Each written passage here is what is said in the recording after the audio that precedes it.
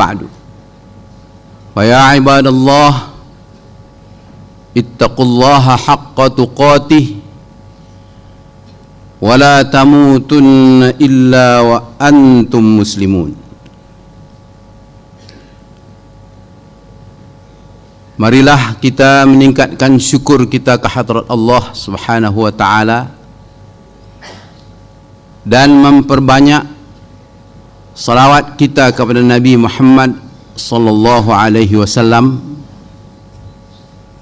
dan selalulah sering-seringlah berdoa agar umat ini mendapat rahmat.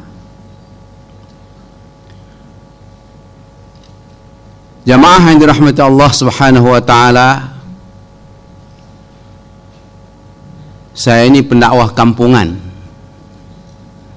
pendakwah ghabah, pendakwah hutan. Jadi hari ini diundang ke sini untuk hadir di majlis kota. Jadi kalau orang kampung dari hutan tersilap sana sini, minta maaf. Ya, saya kebetulan tiap-tiap bulan berulang ke Sabah. Jadi tempat dakwah saya di hutan, di pulau-pulau, di golongan miskin, fuqara, rakyat bawah. Saya orang yang turba, turun ke bawah, jarang naik ke atas. Ngamalkan hadis Nabi, melihat ke bawah, lihat orang miskin, lihat orang kurang berilmu. Jadi kalau orang melihat orang miskin, kita rasa kita lebih kaya. Tapi lihat orang kurang berilmu, kita kesian. Kalau orang mukmin, orang Islam, iman pun dia tak tahu, Fatihah pun dia tak tahu, ya kasihan kan. Mungkin dialog start ni orang tak percaya ada orang tak tahu baca Fatihah. Tapi saya selalu berhadapan dan mereka minta izin, Ustaz boleh tak cari ayat lain yang boleh kami baca dalam salat ganti Fatihah. Itulah gambaran masyarakat yang saya dakwahi. Tapi hari ini saya berdepan dengan orang kota, orang bandar. Jamaah yang dirahmati Allah Subhanahu wa taala, tajuk yang saya akan bawa pada hari ini ialah iman dan persoalannya. Ini penting karena dia adalah lesson untuk menentukan mulus checkpoint di akhirat. Kalau mati bawa amalan lebih besar daripada Gunung Jerai, lebih besar daripada Gunung Kinabalu, lebih besar daripada Everest, lebih besar daripada dunia dan isinya, tapi iman tidak dibawa, maka tak ada jaminan, bahkan ditolak. Walaupun mencuri, walaupun berzina, tapi kalau mati atas kalimah la ilaha illallah, atas iman yang sah, maka dia termasuk golongan yang Rasul sebut, man qala la ilaha illallah dakhalal jannah. Siapa yang mengucap la ilaha illallah dengan penuh keyakinan dan benar, maka dia akan masuk syurga. Tapi masuk neraka dululah. Masuk syurga tapi masuk neraka dulu. Direbus, dibakar, diseksa sebanyak mana dosanya, kemudian baru diangkat, dimandikan di Kausar, baru dipersilakan masuk ke syurga.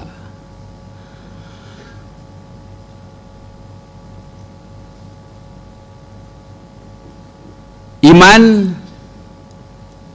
adalah barang yang sangat diperlukan di hari yauma la yanfa'u malun wala banun illa man atallaha biqalbin salim.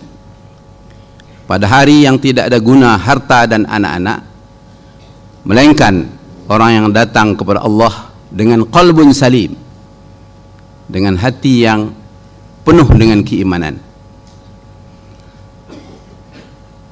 Kalau qalbun yang tidak salim, tidak sejahtera, hati yang cacat dengan syak, waham dan zon terhadap Allah Subhanahu wa taala, maka pada hari itu adalah hari yang paling disesali oleh setiap orang akan dirinya sendiri, karena tidak ada guna apapun amal soleh yang dilakukan. Jamaah yang dirahmati Allah, kadang-kadang kita terfikir, kalau pakai logika, ada hal yang tidak munasabah. Iman terasnya ialah kalimah la ilaha illallah, dan timbangan kalimah la ilaha illallah itu banding dengan dunia dan isinya lebih berat kalimah la ilaha illallah. Dua dacing, di sebelahnya kalimah la ilaha illallah, di sebelahnya yang lain. Kalimah la ilaha illallah ini walau bagaimanapun dia lebih berat, padahal ucapannya adalah ringan di lidah, berat di timbangan. Kita mencari logiknya, bagaimana ucapan yang begitu ringan, hanya la ilaha illallah, berat pada timbangan Allah Subhanahu wa taala. Saya selalu bawa hujah logika orang kelas bawah. Saya bawa misal begini.